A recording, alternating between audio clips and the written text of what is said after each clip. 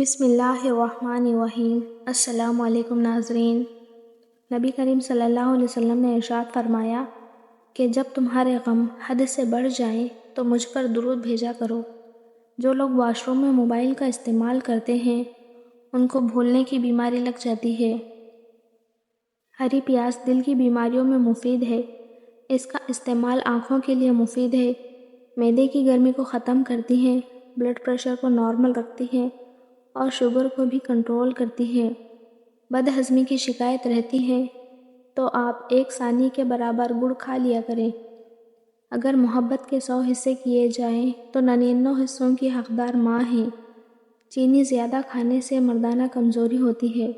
اگر زکام کا علاج وقت پر نہ کریں تو انسان بہرا ہو جاتا ہے۔ دسترخوان پر پیٹ کی اور غصے کے اندر اپنے ہاتھ کی حفاظت کرو۔ پیشاب کے خطرے آتے ہوں تو سونف اور الائچی کو پانی میں ڈال کر پیو۔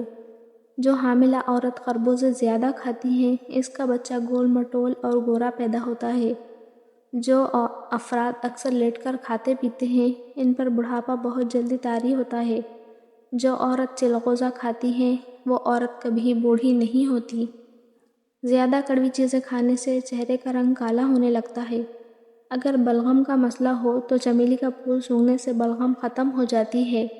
چھینک روکنے سے دماغ کمزور ہو جاتا ہے۔ بچے کی پیدائش کے بعد پیٹ لٹک جائے تو بند گوبھی کھانا شروع کر دے، پیٹ خوبصورت ہو جائے گا۔ سورج مکھی کے تیل سے پاؤں پر مالش کرو، چھوٹا قد بڑھنے لگے گا۔ گھٹنوں پر مالش کرو، گھٹنوں کا درد ختم ہو جائے گا۔ اگر زبان کا رنگ پیلا پڑ جائے تو جان لو کہ آپ کو عرقان کا پرابلم ہے۔ بالوں میں دودھ لگانے سے بالوں کی جڑوں کو اور سر کی جلد کو قوت ملتی ہے۔ چہرے پر سے میک اپ اتارنے کے لیے کسی کریم یا بلیچنگ کے بجائے کچا دودھ لگانے سے میک اپ فوراً اتر جاتا ہے اور اسکن خراب نہیں ہوتی۔ جو لوگ گھر میں بکریاں پالتے ہیں ان کے گھر دولت بھاگ کر آتی ہے۔ دودھ کے ساتھ زیرہ کھانے سے سکڑی ہوئی دل کی نالی کھل جاتی ہے۔ کاجو کھانے سے ذہن اور نظر دونوں تیز ہوتے ہیں۔ انار کھانے سے رنگ سرخ ہوتا ہے۔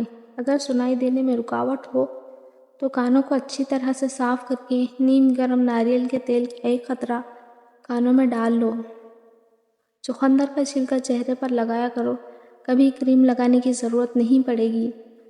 اگر صبح کو چہرہ دھوتے وقت پانی میں لیموں کے چند قطرے ملا دیے جائیں تو چہرہ ملائم اور خوبصورت ہو جاتا ہے۔ اگر چہرے پر لال دانے نکل آئے تو کچا دودھ چہرے پر لگانے سے دانے ختم ہو جاتے ہیں۔